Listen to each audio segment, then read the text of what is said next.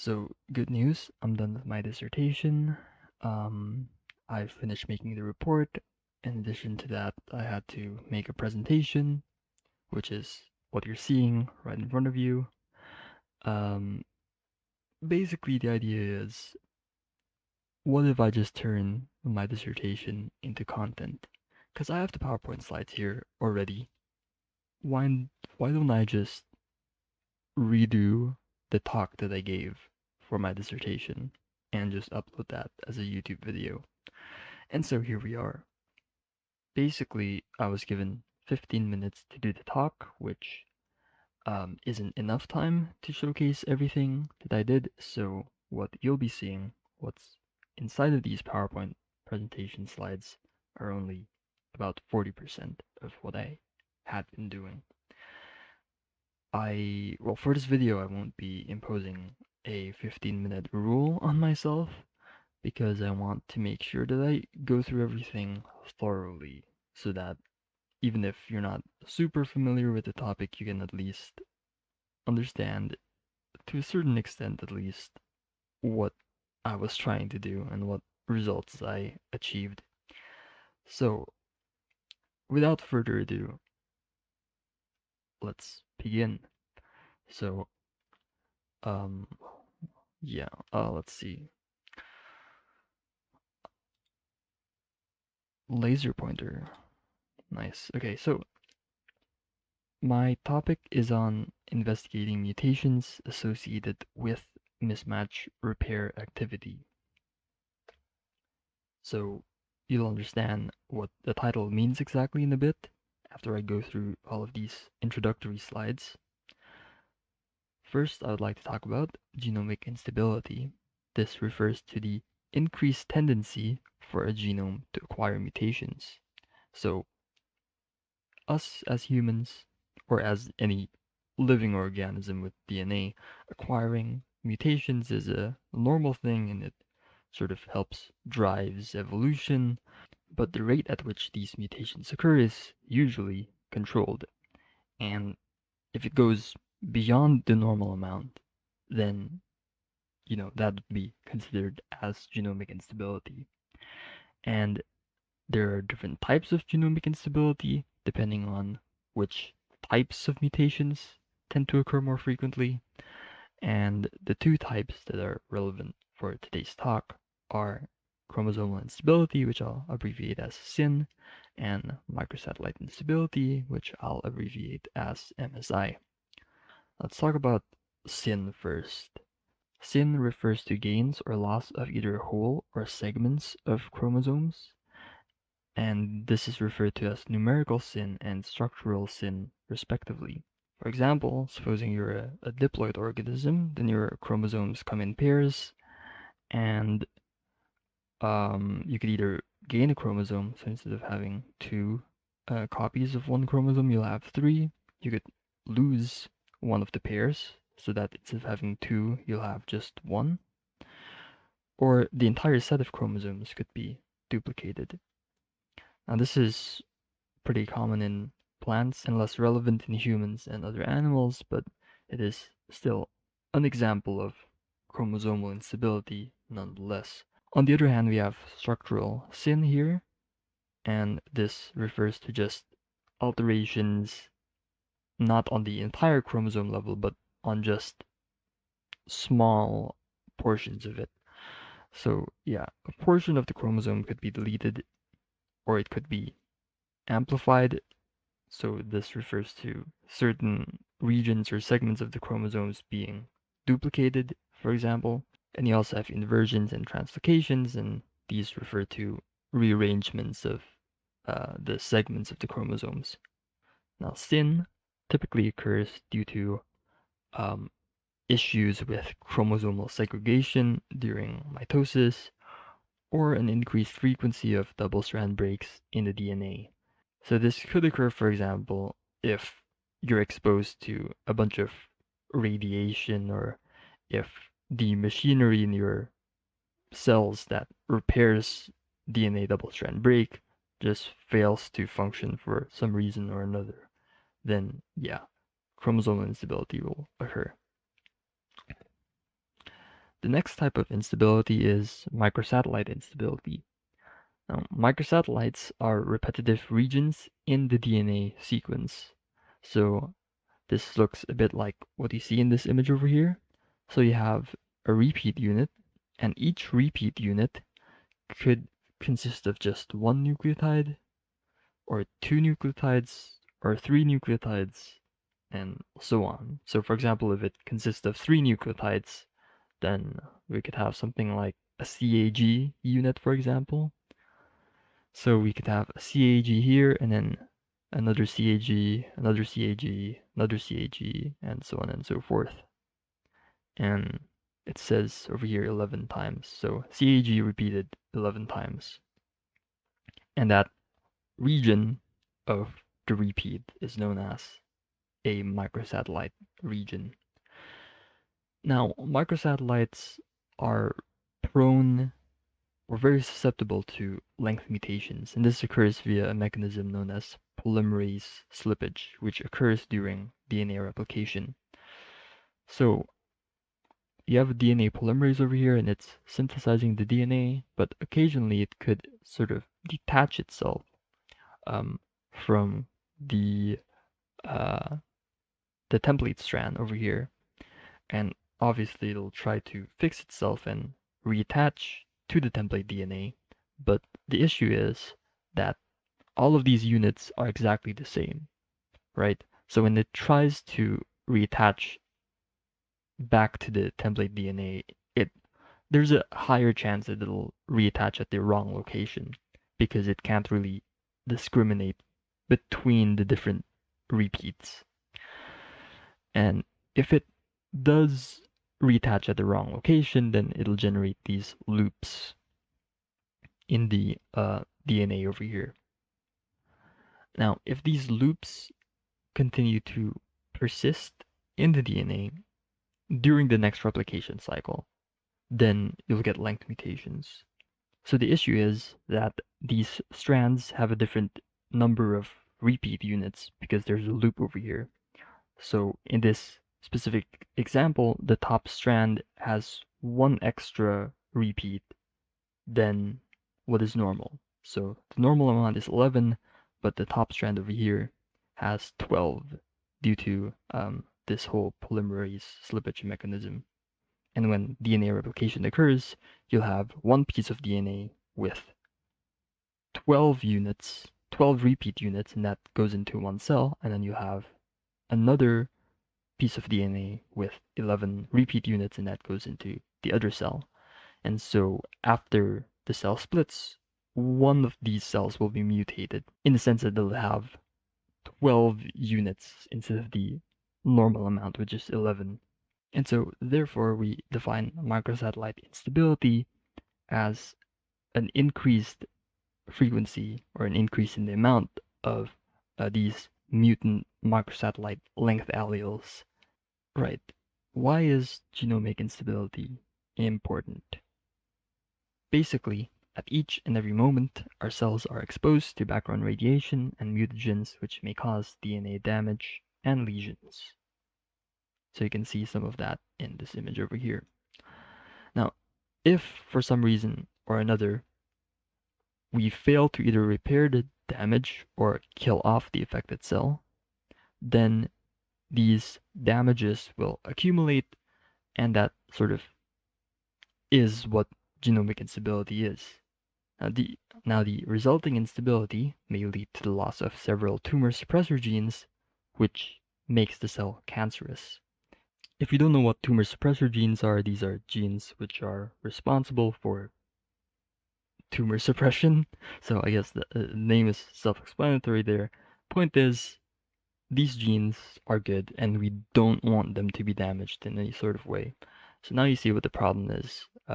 If these damages were to accumulate and if we just don't try to do anything about them, right? So if these damages accumulate, then at some point we'll lose these tumor suppressor genes, and that just leads to cancer down the line.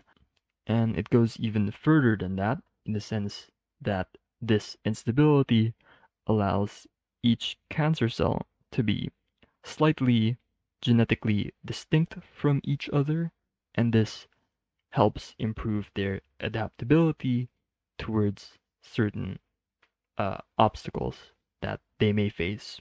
So, for example, if you were to throw chemotherapeutics at this cancer, then it's not guaranteed that all of these cells will die, since there is a chance that some of these cells have developed resistance mechanisms towards these chemotherapeutics.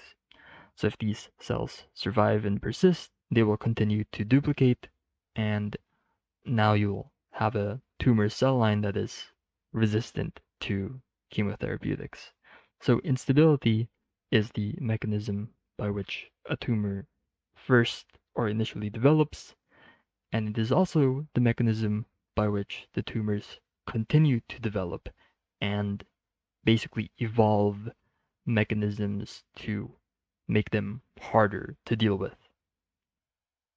So, point is, genetic instability is pretty bad, and we don't want it to happen.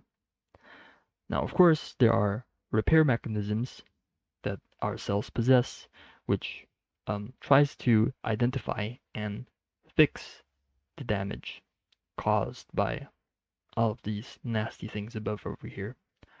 So that'll turn the affected cell back to a normal cell, and it'll thus make it less likely for us to develop cancer. So the mismatch repair system is one of these DNA repair pathways. Specifically, the MMR system works by recognizing structural alterations in the DNA double helix, which could occur as a result of an incorporation of a wrong or incorrect number of bases during DNA replication. So if you look back to microsatellite instability, this loop over here is an example of that structural alteration in the DNA double helix that is recognized by MMR. So the whole process occurs in 5 steps. First, the alteration is recognized, and this is done by a protein complex known as MutS. So once MutS attaches itself to the alteration in the DNA, it recruits the protein complex MutL, which introduces this single-strand DNA nick, and this allows exonuclease 1 or exo1 to come in and degrade the DNA. And exo1 degrades the DNA in a single-stranded manner, so it'll just remove the bottom strand here and leave the top strand alone. So once it does that, it'll eventually reach this error site over here, and it'll remove the error. So exo1 will continue on for a little bit, and it'll detach itself at some point, and this will leave a single strand patch in the DNA. Now polymerase delta will come over to the patch, and it'll resynthesize the DNA. Now of course there is a chance that polymerase delta will, fumble up again, and this will create another structural alteration, and the process will repeat itself. But if polymerase delta gets it right, which it will do eventually, then we get just a fully fixed normal DNA. So at the very end here, ligase 1 will seal any remaining nicks, and then, yeah, the DNA is basically fixed. So what happens when we lose MMR activity? This is known as mismatch repair deficiency, or MMRD for short, and this occurs as a result of a loss of function in MMR genes, including MSH2 and MSH6, whose protein products dimerize, and that's just a fancy way of saying a combination involving two pieces. So the products of these genes dimerize into the MutS complex, while for MutL, that is made from a dimerization of the protein products of MLH1 and PMS2. So yeah, if we lose function in these MMR genes, we won't get these protein products, and if we don't get these protein products, then they won't be able to dimerize and create these MutS or MutL complexes. And if we don't have these MutS and MutL complexes, then the MMR system just it won't be able to be initiated, and hence these alterations will persist in the DNA and accumulate, which is not a good thing. Now, this can occur sporadically, and what that basically means is that the MMRD develops spontaneously. So if you have a cell that is MMR proficient, or we say MMRP, then it'll say remain MMRP for some time, and then some event will occur, and then that cell will switch from being MMRP to being MMRD. Now that switch is usually the result of MLH1 promoter methylation, which basically inhibits the transcription of MLH1. And if you don't have MLH1 transcription, then you won't get the MLH1 protein, and hence you won't get the mut-L complex. So yeah, this methylation can occur spontaneously, and it'll result in the cell losing MMR function. Alternatively, MMRD could develop from germline mutations in one of these genes, and this characterizes a disease known as Lynch syndrome. So Lynch syndrome means that one of your copies of these genes is non-functional, which is fine since you have another copy that is functional. But of course, this means that you're one mutational event away from losing both copies, compared to two mutational events in a normal cell. This means that people with Lynch syndrome more easily develop MMRD due to already being sort of halfway there. As a result of this increased likelihood to develop MMRD, people with Lynch syndrome develop a high lifetime risk of colorectal and endometrial cancer. Alternatively, you could have a biallelic germline loss at these genes, and this means that straight from birth, instead of having one copy being non-functional, both copies are non-functional. So you don't need like any additional mutational events to reach a state of MMRD. Directly from birth, you just have MMRD. And this condition is known as constitutional mismatch repair deficiency, or CMMRD for short. And this is a more severe condition than Lynch syndrome.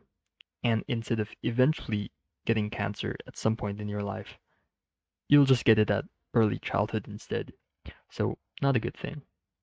Now, right, while MMR may appear to be beneficial, there are certain contexts in which MMR may act pro-mutagenically. For instance, it is known that double-strand breaks induced by exposure to methylating agents, which may come from endogenous sources, and by that I mean something that naturally occurs within the human body. This whole process over here is mismatch repair dependent. And indeed, while mismatch repair deficient cells are resistant to methylating agents and show minimal effect, MMR proficient cells are either killed off through p53 mediated cell death, or they present with chromosomal instability.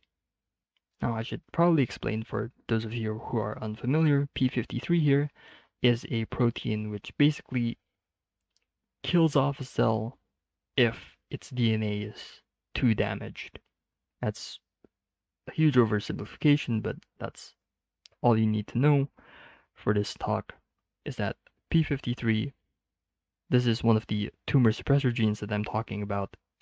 p53 detects when there's too much DNA damage in a cell, and it triggers this pathway which leads to the cell death. So yeah, MMRP cells, if you give it methylating agents, it'll develop chromosomal instability, and either the cell survives or it gets killed off by p53. So yeah, MMR can potentially be bad under certain contexts. Hello, so this is Future Wilson. I just realized while editing this video that I kind of forgot to explain this diagram over here. I intended to, but just kind of slipped my mind. Anyways, so let's explain how mismatch repair contributes to the generation of double-strand breaks.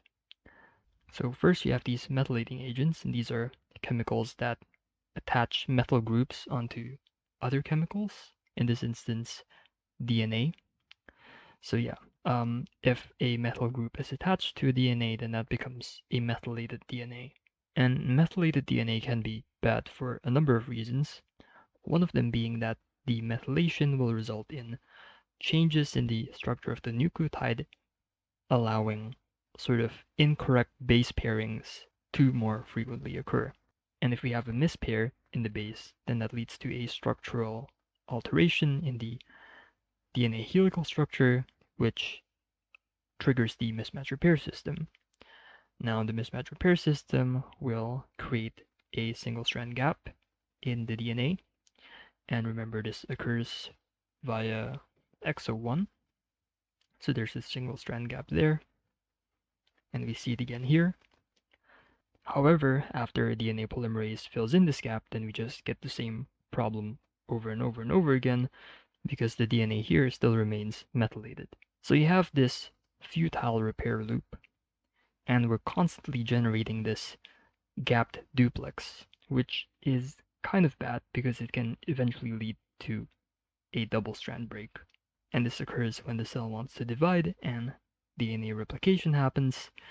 And if the replication machinery encounters this gap duplex, then the entire, we call it the replication fork, collapses. And there's an image of that, which I will try to bring up if I can just set it up. So bear with me for a moment. There we go. So yeah, we have a nick in the DNA double helix. I don't know if you can see it. So there we have it. And if the replication machinery encounters this nick, then it'll lead to the collapse of the replication fork. And that's essentially how chromosomal abnormalities are generated via mismatch repair function. So yeah, that's this thing over here. Anyways, now that I'm done fixing my mistake, I'll hand it back over to the past version of myself. Goodbye. So this brings us to the aim of my project, which is to answer the question, how does MMR status influence genomic instability in tumors? So for example, it is well known that in colorectal cancer, tumors either present with the microsatellite instability phenotype or with the chromosomal instability phenotype. And the type of instability we know is associated with MMR status. So for example, MMRP is associated with SYN, whereas MMRD is associated with MSI. And well, yeah, this is not surprising considering that MMR function leads to double-strand break generation, enhanced chromosomal instability, whereas loss of mismatch repair activity means that you can't detect the loops generated by polymerase slippage, which allows these length mutations to accumulate.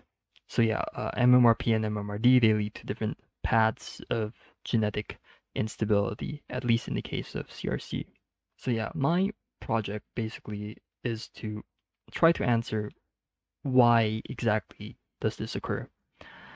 And we're focusing on the bottom pathway here specifically. How exactly does MMRP develop into chromosomal instability? And my hypothesis for how this occurs is that MMR status influences selective pressure to deactivate certain genes via its promutagenic effects. So the basic idea is that MMRP cells have an increased frequency of double-strand breaks compared to MMRD cells, and this means that the MMRP cells are more likely to get killed off by p53 compared to MMRD. Now, if you are an MMRP tumor, then you kind of don't want this p53 guy to be like working its magic and like killing and slowing down your growth. So basically, in the tumor environment, the cells which have lost the p53 gene are able to outcompete the other cells in the tumor environment and basically become the dominant cell line in that tumor. And indeed, if we were to look at CRC tumor samples which are MMR proficient, then you'll also see a huge increase or rate in the loss of p53 in the cells from those samples. And the loss of p53 will accentuate the effect of CIN, since the CIN cells, which would normally be killed by p53, will persist due to there not being any p53, right? And so you'll have this CIN instability phenotype. So how did I go about testing this hypothesis? I measured chromosomal instability in MMRP and MMRD tumors from endometrial cancer. So the idea is that if my hypothesis is correct, then we should observe the same pattern as in CRC. And this would sort of show that what we see here is not a CRC specific effect, but rather something to do with MMRP and MMRD in general. The second thing I did was to measure chromosomal instability in normal tissue, in this case blood, of people with Lynch syndrome and CMMRD. And the prediction is that we'll get lower chromosomal instability in LS and CMMRD samples compared to control. And this would sort of verify or add evidence to this whole mechanism here occurring. Since, of course, people with LS and CMMRD, they are mismatch repair deficient, and so we won't get a lot of SYN due to their cells being mismatch repair deficient. So how exactly did I measure chromosomal instability? I used sequencing data to measure copy number variation, and this refers to an abnormal number of copies of one or more sections of the DNA, which could be caused by chromosomal instability. Specifically, I measured allelic genomic imbalance, which we abbreviate as AGI, which refers specifically to copy number variation occurring at a heterozygous single nucleotide variant site, or an SNV site. So heterozygous SNV, what that basically means is that at that particular site, your two copies of your DNA are different. So in one copy, you could have, let's say over here, the C allele, whereas the other copy, you'll have the G allele. So this is known as heterozygosity. And basically the two different alleles in both of your copies are known as the reference and the alternative alleles respectively. So the methodology that I used is to basically compare allele-specific read counts from the DNA sequencing data at these heterozygous SNV sites. So the idea is that in a normal cell, we have one copy of the reference and one copy of the alternative allele. So we have an equal copy number. So if we were to perform DNA sequencing on it, then 50% of the reads will support the reference allele, and another 50% will support the alternative allele.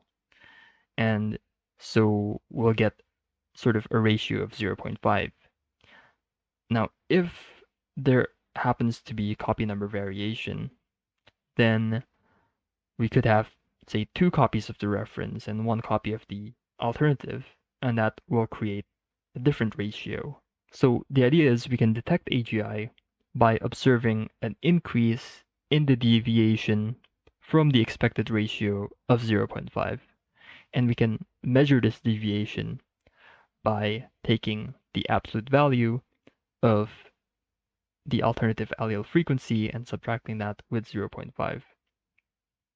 So the higher this AGI score is, then the more severe the allelic genomic imbalance is, and hence the more severe the chromosomal instability is.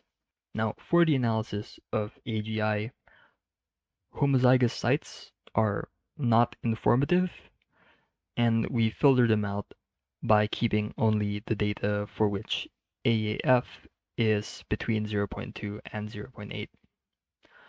So I guess this is the hardest part of my project to sort of explain to people. But there's an example over here which you can take a look at. So, for example, we have 4 out of 7 of the reads which support the alternative allele. And so the AEF is 4 out of 7. You subtract that by 0.5 and take the absolute value, you get 0.07. So there's a roughly equal number of reference and alternative allele reads. But for example, if we look at this SNV over here, then there's more reference reads compared to alternative reads, which probably means that the reference allele is duplicated, and that's why you get an unequal representation of the reads. And of course, this duplication probably means that there's some chromosomal instability going on. So yeah, if you were to do the calculation of the AGI, then you'll get a value of 0.36, which is pretty high compared to some of these other values. So from these values, you could basically conclude that something is probably going wrong here in terms of copy number and hence chromosomal instability. So now we move on to our data.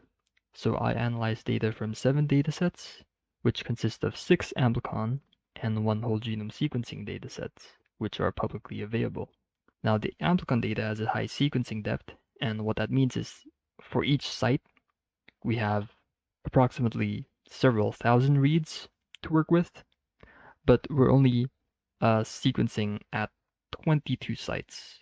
So 22 of these SNVs, and at each SNV, there's approximately several thousand reads. And if you compare that to a whole genome sequencing dataset, we're sequencing at 15,000 SNVs, so 15,000 of these regions here. But at each site, we only have about 80 reads, so 80 of these guys over here to work with. For our amplicon data, we have MMRP and MMRD samples from both CRC and EC, as well as blood samples from CMMRD and control patients. So yeah, 22 SNV sites were sequenced, but for each sample, about 10 of these SNVs were heterozygous and therefore usable, right? Because we have to get rid of some SNVs if they are homozygous instead of heterozygous. And homozygous just basically means that the alleles on both copies are the same rather than different. So we can't exactly measure the balance at those sites. Our whole genome sequencing data consists of CMMRD, control, and LS patients, and they were sequenced at 15,000 SNV sites, but only about 7,000 of them are heterozygous at each sample. So yeah, around 7,000 or about half of these sites are actually usable at each sample. Right. Now we move on to our results. So we calculate the AGI score at each sample at these heterozygous SNVs, and then we just plotted the distribution of these scores for each dataset. So this is the CRC and EC dataset specifically. And for statistical testing, we used a one-tailed Mann-Whitney U-test with the hypothesis that the scores in MMRP are greater than in MMRD. So we achieved statistical significance in all of our CRC datasets, which is good. And statistical significance basically means that the difference in these scores between MMRP and MMRD are likely a real difference rather than something that is occurring purely by chance, which is good. This is consistent with our previous understanding of the topic, right? MMRP leads to CIN, and we see higher AGI scores in the MMRP samples, and the higher AGI scores reflects a higher chromosomal instability. So our data here is consistent with previous literature and understanding on this topic, so that's good. However, if you look at EC, only one of these datasets achieved significance, whereas there is no significance in the other dataset. But from the paper that we obtained these datasets from, the authors reported that there is lower tumor cell content in EC1 compared to EC2. In other words, the sample in EC1 is less pure compared to the samples in EC2. So this decrease in the purity of the sample could be why we don't see a good signal or a good difference between these signals. So now we move on to our results with CMMRD. Again, we observed higher AGI scores in MMRP compared to MMRD samples. So again, this is the same pattern as our tumor data, which is good. Significance was not achieved, but the p-value is noteworthy.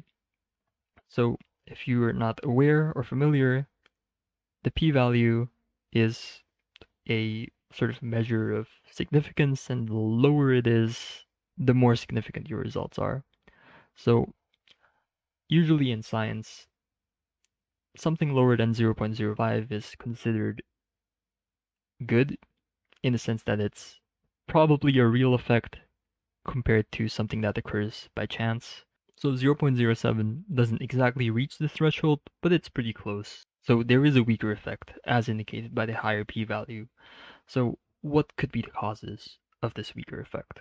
Well, my hypothesis is that p53 is not mutated in normal tissue, and therefore any cells which present with chromosomal instability are just killed off. And so we can't detect the AGI in these cells because they're gone already.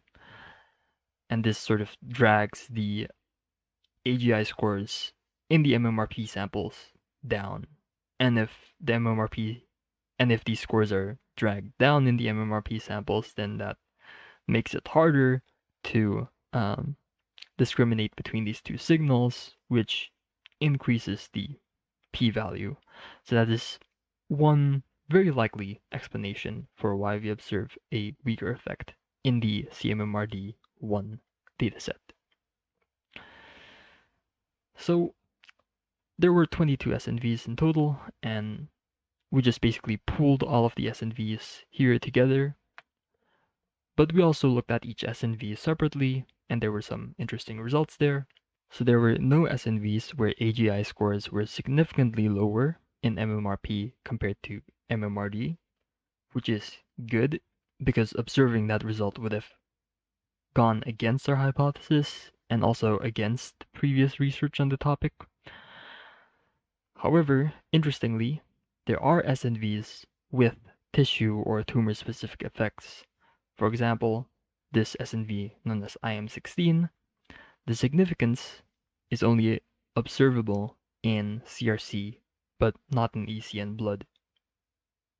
So this is pretty interesting because it indicates that different tumors or different tissues have different patterns of chromosomal instability. So our data here, for example, suggests that at whatever location IM16 is in our DNA, there tends to be a lot of instability in that region in CRC, but not in EC and not in blood cells. Basically, all of this shows that different tumors or tissues may require different SNVs for optimal AGI or CIN detection. So in this case, for example, IM16 is super optimal in CRC, but not so much in EC and in blood. Now moving on to our whole genome sequencing data, we aggregated at each sample by taking the median AGI score. So remember, we have about 7,000 heterozygous SNV sites per sample in the whole genome sequencing data. So we calculated the AGI scores at these 7,000 sites, and then we took the median of the AGI scores at each sample. And this is what you're seeing over here. So each dot represents the median AGI value at each sample. So we split them based on uh, whether they are CMMRD, LS, or control. And we see that the global AGI score, which is this value over here, the GAGI scores in LS are lower compared to control. And this result is statistically significant. We have a p of 0.03, which is less than 0.05. So it's really good that we're observing the same pattern over and over again at these different contexts. So yeah, unfortunately, we don't get a difference between the scores in CMMRD and in control, but that's likely because we don't have a lot of CMMRD samples, just 2, so that's really not enough to like conclude anything out of. So that's all the results, at least all the results that I could present in these slides. And our conclusion is that the results are largely consistent with the predictions we made from our introduction.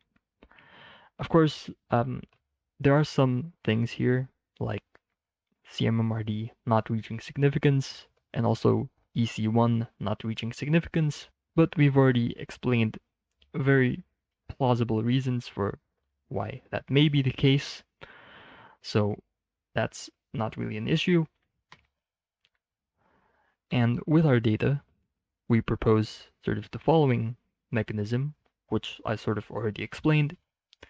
There is higher sin in normal or MMRP tissue, and this is suggested by lower AGI in LS and CMMRD samples, and this higher chromosomal instability creates a selective pressure to deactivate DNA damage response pathways like p53 and etc., and this improves the survivability of sin-presenting cells, which is beneficial for the tumor. So sin is exacerbated by the loss of genes such as p53, so instead of being killed, these cells are allowed to survive and continue to duplicate and whatnot, and that leads to cancer. However, there is no pressure in MMRD cells, so the sin levels remain normal, but instead you have a different type of instability, that is microsatellite instability. So, further work, we could improve our methods. So for example, we observed SNVs with tumor tissue specific effect, so we could achieve a better detection of AGI in EC tumors and blood with more specialized SNV panels. So yeah, that could be something worth exploring. There's no significance in EC1, so we have to take into account contamination from normal material in order to make this method more reliable. And lastly, there are differences in read depth. So the more reads you have, the more data you have, and the more data you have, the more accurate your results are. So since different data sets have different read depths, then different data sets have different accuracy. And so yeah, we can't exactly compare samples with significantly different read depths due to the differences in accuracy between these two samples. So yeah, more sophisticated approaches will be needed in order to take into account the difference in accuracy between samples. So yeah, further avenues. Can we detect increased AGI or sin in patients with sin syndromes with our method? So sin syndromes, these are hereditary diseases which affect genes that help suppress chromosomal instability. So p53 is one such gene. It kills off any cell with sin. Therefore, if you don't have p53, then you'll have higher sin. Another example is BRCA1 and 2, and these genes are responsible for double-strand break repair. So if you don't have these genes, then you won't be able to repair double-strand breaks, and hence these double-strand breaks will lead to chromosomal instability. So yeah, just as we we're able to observe lower AGI in LS compared to control. The question is, can we observe higher AGI in people with these disorders where P53 and BRCA1 or 2 are gone due to a germline mutation? So that is an interesting question worth exploring and could be used as a diagnostic method, perhaps. Another further avenue is to investigate the effect of MMR status on AGI/CIN in other cancer and tissue types to see basically how universal this effect is. And that's pretty much it. Here are the references. And thank you for listening. So yeah, that was my dissertation, or at least half of it. Anyways, now that that's over, I can make more videos now, hopefully. So, stay in tune for that. I'll see you next time. Goodbye.